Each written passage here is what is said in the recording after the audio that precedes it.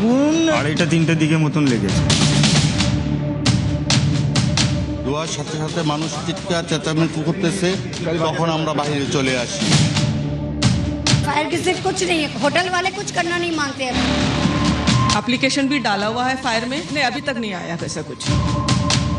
সব ইলিগাল করেছে, আগে কমপ্লেনও করা হয়েছিল। এই সময় অফিস ছুটির সময় এই রাস্তা গম গম করে প্রচুর মানুষ যাওয়া আসা করেন। ফ্রেস্কো স্ট্রিট কলকাতার একেবারে প্রাণকেন্দ্র, সেই রাস্তার কিছুটা আটকে রাখতে হয়েছে, আর বাকি জায়গাটায় ভিড় ভর্তি। কেন ভিড়? মানুষ দেখছেন এই সেই বিল্ডিং, হ্যাঁ এই সেই বিল্ডিং যেখানে 5টা তলায় এখনো পর্যন্ত জানা যাচ্ছে অন্তত 7-8টা তো বটেই হোটেল ছিল। মানে ভাবুন এক একটা ফ্লোরে তাহলে কতগুলো হোটেল ছিল, 4-5টা রুম একটা হোটেল। এই মুখটা এখানে দেখলে দেখা যাবে Mariam guest house, hotel Taiba, একের পর এক এই একটা রাস্তা দিয়ে ঢুকতে হয় সব হোটেলে। মানে হোটেল মানে আপনি ঢুকছেন হোটেলে, হোটেলের সামনে নাম লেখা রয়েছে, এখানে খুঁজে পাবেন না যে আপনি কোন হোটেলে আসলে ঢুকতে চাইছেন।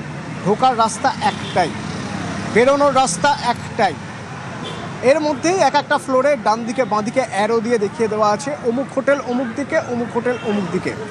ঠিক তেমনই এক হোটেল, যে হোটেলে রুম ভাড়া নিয়েছিলেন যারা, তাদের মধ্যে থেকে 9 জন আজ জাস্ট নেই হয়ে গিয়েছে।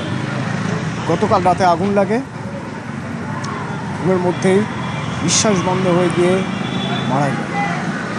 তাদের মধ্যে এক শিশুও ছিল, আর ছিল একজন 19 বছরের এক যুবক ছিলেন, যিনি কাজ করতে এসেছিলেন এখানে। না, তিনিও বাঁচেন, ভিন রাজ্য থেকে আসা সেই মানুষটিও চলে গেছে। এর দায় কার? এ নিয়ে প্রশ্ন তো উঠবেই। যারা এখানে দাঁড়িয়ে রয়েছেন তারা সবাই এই প্রশ্নের উত্তর খোঁজার চেষ্টা করছেন যে এই যে এত বড় একটা ঘটনা ঘটে গেল শহরের বুকে, এটা তো একদিনের ঘটনা নয়। দিনের পর দিন এই রাস্তা দিয়ে যাওয়া আসা করেছেন, তারা দেখেছেন গ্লো সাইনবোর্ড, তারা দেখেছেন হোর্ডিং, তারা দেখেছেন যে এই গম গম করছে এই চত্বর, প্রচুর হোটেল, প্রচুর লোক এখানে থাকেন, নিয়মিতভাবে থাকেন। যারা বিদেশ থেকে আসেন, ভিন রাজ্য থেকে আসেন, কাজের সূত্রে আসেন, নিউ মার্কেটের কাছাকাছি যাদের কাজ রয়েছে, তারা অবশ্যই এখানে থাকার কথাই ভাবেন। এইখানে এরকম একটা ঘটনা যে ঘটবে তা কেউ আঁচ করেছিলেন?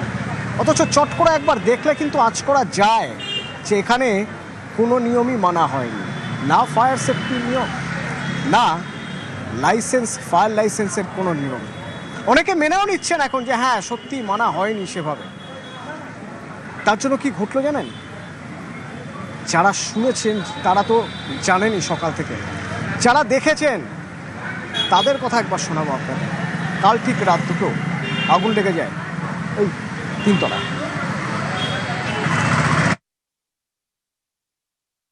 আমরা রুমে শুয়ে রয়েছি, দেখলাম যে হাউকাউ বেরিয়ে আসলে দেখলাম যে উপরে আগুন লেগেছে। নিচের হোটেলে ছিলাম, 2nd ফ্লোরে লেগেছে।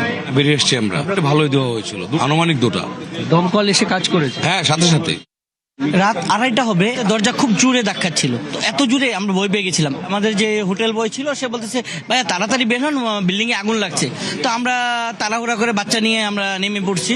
হোটেল বয়ের তৎপরতায় আমরা আসলে বেঁচে গেছি। যদি উনি এভাবে না করতো তাহলে হয়তো আমরাও এই মানে মৃত্যুর শিকার হতে পারতাম। হওয়ার জন্য বাইরে আসার পর অনেকটা শ্বাসকষ্ট হয়ে গেছে।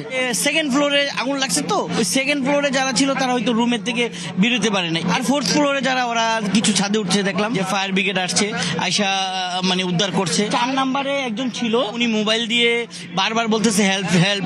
ফায়ার ব্রিগেড গিয়ে গ্লাস ভেঙে ওনাদের মা এবং ছেলেকে বের করে আনছে। 4th ফ্লোরে কোনো অ্যালার্ম বেজেছে? ফায়ার ফাইটিং সিস্টেম কিছু দেখেছে? না, এরকম কিছু চোখে পড়েনি।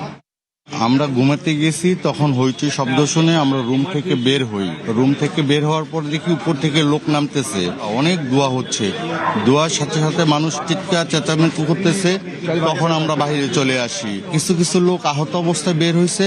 আমরা তো নিচের রুমে ছিলাম, তার জন্য আমরা আতঙ্কিত হয়ে পড়েছি। গুরুতর অসুস্থ অবস্থা, মুমূর্ষু অবস্থায় বের করা হয়েছে। ম্যাক্সিমাম বাংলাদেশ ছিল।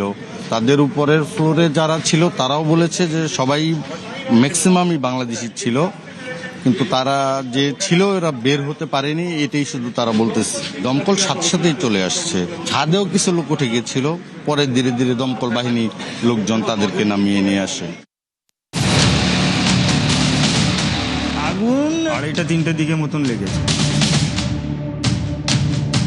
ধোঁয়ার সাথে সাথে মানুষ চিৎকার চেঁচামেচি করতেছে, তখন আমরা বাইরে চলে আসি।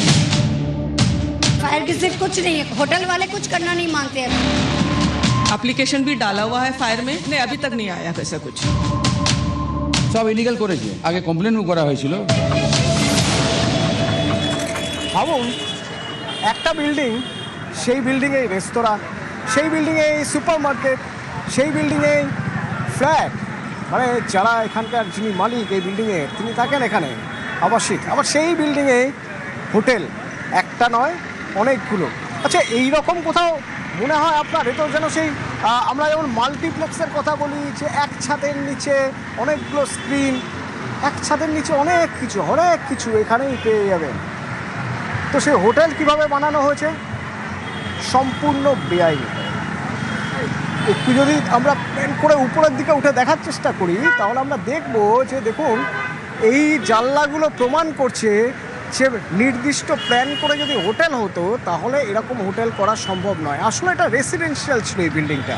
সেই রেসিডেন্সিয়াল বিল্ডিং একটা সময়ের পরে তখন তাকে তার একটা অংশ কমার্শিয়াল করে দেওয়া হয়, আর যখন কমার্শিয়াল করা হয় তখন এই রুমগুলোকে ভেঙে ছোট পার্টিশন করা হয়, পার্টিশন করে এক একটা রুম করে ভাড়া দেওয়া হয়েছে। এবং তার ফলে কি হয়েছে দেখুন, এসি ইউনিটগুলো একেবারে গায়ে লেগে রয়েছে। বিপদ তো যে কোনো দিন যে কোনোভাবে হতে পারতো। আর তারের জঞ্জাল দেখতে পাচ্ছেন, এই তারের জঙ্গল, মানে ধরুন যে উপরে আগুন লেগেছে, জানলা খুলে কেউ হয়তো বেরিয়ে আসবেন কোনো মতে, কিন্তু এই শেডের উপরে পা দিয়ে কোনো মতে ঝুলে নামবেন না, সে উপায়ও নেই। এই যে তারের জঙ্গল, সেই জঙ্গলে তিনি যাবেন ফেঁসে। আইন কোথায় এখানে খুঁজে পাওয়া যাচ্ছে না, অন্তত এই বিল্ডিংয়ের কাছে এসে, অন্তত বাইরে থেকে দেখার। যদি আমি ভিতর থেকে দেখার চেষ্টা করি, না, ভিতরে তো এখন দেখা যাবে না, ডোন্ট ক্রস লিখে দিয়েছে কলকাতা পুলিশ। কিন্তু আমরা কৃত্রিম বুদ্ধিমত্তার মাধ্যমে ভিতরের কিছু ছবি বার করতে পারি। ভিতরের ছবি ঠিক কেমন আমরা নিউজ রুমে সেটা আপনাদের দেখানোর চেষ্টা করেছি। রুমগুলো কীরকম, কতটা সাইজ, জানলাগুলো কেমন, মিমি নিউজ রুম থেকে আপনাদের দেখাবেন। দেখুন, যেখানে এই শিখা ইন হোটেলটা, এই বিল্ডিংটাই আমরা অসমর্থিত সূত্রে জানতে পারছি এই বিল্ডিংটা আদতে কোনো বাণিজ্যিক বিল্ডিংই নয়, এটা পুরোপুরি একটা রেসিডেন্সিয়াল প্লেস। আর সেখানেই এতগুলো হোটেল গজিয়ে উঠেছে, প্রায় প্রত্যেক ফ্লোরে 4-5টা করে হোটেল। সেই হোটেলের ঘরগুলো ঠিক কীরকম, আগুন লাগার আগে এই শিখা ইনের কয়েকটা ঘরের ছবি আমাদের কাছে এসেছে, দেখুন দেখাই। প্রথমে এটা হচ্ছে এই শিখা ইন যেখানে আগুন লেগেছে সেই হোটেলের এন্ট্রান্স। এই দরজাটা দেখুন মেরে কেটে 5 ফিট হবে, আর দুদিকে আবার কোলাপসিবল গেট আছে, ফলে আরও একটু সংকীর্ণ হয়ে গেছে। এটা হচ্ছে রিসেপশন, কোনো হোটেলের রিসেপশন, 5 ফিটের একটা ঢোকার জায়গা, এন্ট্রান্স। আচ্ছা, এবার দেখুন, এটা হচ্ছে রিসেপশন। কোনো মতে হয়তো একজন এখানে, একজনকে দুজন এখানে ফিট করবেন। এটা হচ্ছে শিখা ইনের রিসেপশনের ছবি। আচ্ছা, এবার ঘরের ছবি দেখাই। দেখুন, এই হচ্ছে একটা বেডরুম, একটা বেড রয়েছে, দেয়ালের সঙ্গে বেড শেষ, রুম শেষ, বেডের সঙ্গেই আবার দেয়াল, মানে কোনো মতে দুজন শুতে পারবেন এই সাইজের একটা বেড, আর সেই বেডের দুপাশেই দেওয়াল। কতটা ছোট্ট ঘুপচি ঘর। এই পাশে একটা ছোট জানালা রয়েছে, এই ঘরে তবু একটা জানালার তো দেখা মিলছে। আর একটা ঘর দেখাই, দেখুন এই ঘরটা দেখুন, বেড, পা ঠেকে যাচ্ছে, এখানে একটা ডেস্ক মতন বানানো রয়েছে, সেখানে পা ঠেকে যাচ্ছে। আর জানলা, এটাকে আপনি জানলা বলবেন? এইটুকু একটা ঘুপচি, একটা ভেন্টিলেটরের মতন, এই হচ্ছে জানলা, এই হচ্ছে রুমের সাইজ। এখন প্রশ্ন হচ্ছে যে যদি রেসিডেন্সিয়াল প্লেস হয়ে থাকে তাহলে কি করে হোটেল তৈরি হয়? এক্ষেত্রে বেনিয়ম। আর যদি এটা কমার্শিয়াল প্লেসই হয়ে থাকে, হোটেল হয়ে থাকে, তাহলে হোটেল তৈরির জন্য তো বেশ কিছু নিয়ম থাকা দরকার। সেই নিয়ম কোথায়? কারণ পুরোটাই এখানে বেনিয়ম। এখানে কোনো সিঁড়িও নেই, যেরকম সুদীপ্ত আমাদেরকে বলছিল যে কোনো সিঁড়ি নেই, কারণ সিঁড়ি করার মতন কোনো স্পেসই নেই। একটা লোহার সিঁড়ি, প্যাঁচানো লোহার সিঁড়ি, সেটা নাকি একটা হোটেলের সিঁড়ি।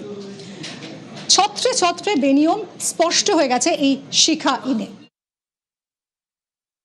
আমরা খুব দ্রুত স্পটে আসতে পেরেছি বলেই 80 জনকে রেস্কিউ করতে পেরেছি। প্রত্যেকটা রুমের যেরকম অবস্থা, সব লোক মারা যেত, সবাই। আপনারা কোনো এফআইআর করছেন?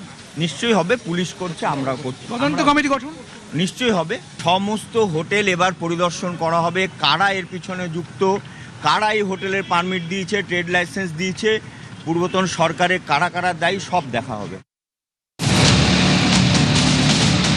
আগুন 2:30-3টের দিকে মতন লেগেছে। ধোঁয়ার সাথে সাথে মানুষ চিৎকার চেঁচামেচি করতেছে, তখন আমরা বাইরে চলে আসি। फायर से कुछ नहीं है, होटल वाले कुछ करना नहीं मांगते हैं। एप्लीकेशन भी डाला हुआ है फायर में, नहीं अभी तक नहीं आया ऐसा कुछ। সব ইলিগাল করেছে, আগে কমপ্লেন করা হয়েছিল।